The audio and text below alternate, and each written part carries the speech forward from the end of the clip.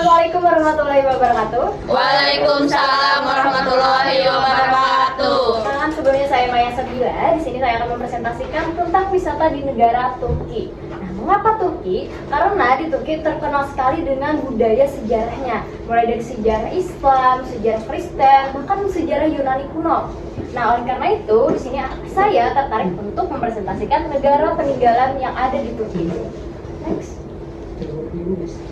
Sebelum memasuki wilayah negara wisatanya, kita bahas dulu nih tentang negaranya.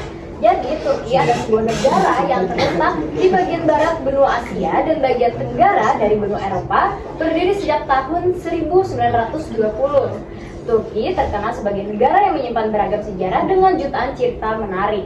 Nah, jadi Turki ini merupakan wilayah dari benua Eropa. Walaupun dari benua Eropa, negara Turki ini lebih sangat kental oleh budaya timur. Nah, next. Contohnya, Masjid Biru.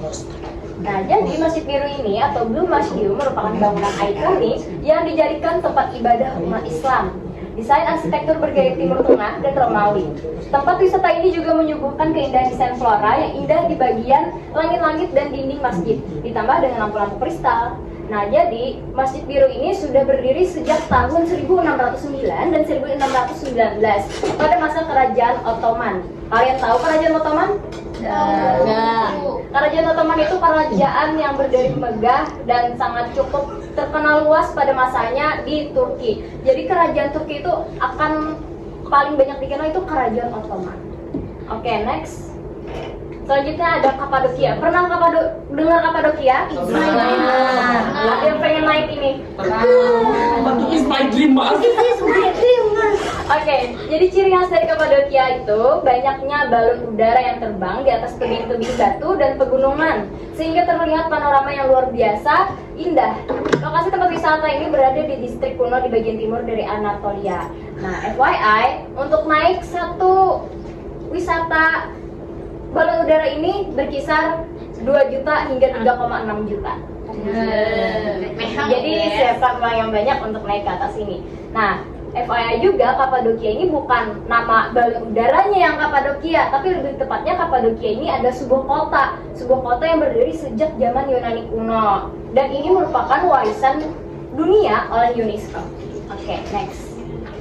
Ada lagi nih, Emirgan Tulip Garden. Emirgan Tulip Garden merupakan taman umum terbesar di Turki. Disuguhi hamparan bunga tulip seluas ratusan hektar dengan warna-warna yang indah. Pesona taman ini akan lebih indah pada saat musim semi di bulan April. Lokasi taman ini berada di distrik Seyir, Istanbul. Nah, FYI juga nih, kalian pernah dengar gak katanya tulip itu terkenal di wilayah Belanda? Padahal bunga asli Turki. iya, tulip itu aslinya dari Turki. Jadi pada zaman dulu, Kerajaan Ottoman itu membudidayakan bunga tulip dan lalu memasukkannya ke negara Belanda, karena Belanda juga sangat menyukai bunga tulip ini. Nah, hal ini dapat dibuktikan dari corak seni pada zaman Ottoman Kerajaan Islam dulu. Next, ada Pamukkale. Nah, Pamukkale merupakan sebuah kolam pemandian air panas di daerah Denizli, barat daya Turki dengan hamparan kolam-kolam air berwarna biru langit. Tempat wisata di Turki ini sangat unik karena batas antara satu kolam dengan kolam lainnya adalah bebatuan berwarna putih. Bahkan Pamukkale jadi tempat wisata tujuan sejak zaman kerajaan. Jadi zaman kerajaan dulu itu sangat menyukai kolam air panas alam ini. Jadi FYI ini alami ya, dan ini terbentuk dari kapur putih, pasir putih yang masih direnovasi secara terus-menerus, dan airnya itu pun juga alami. Dan katanya air panas alami yang di sana dapat meremajakan kulit. Jadi yang Anda merasa tua silahkan untuk mencoba, sini Arif cocok. Next, wisata terakhir ada Ephesus.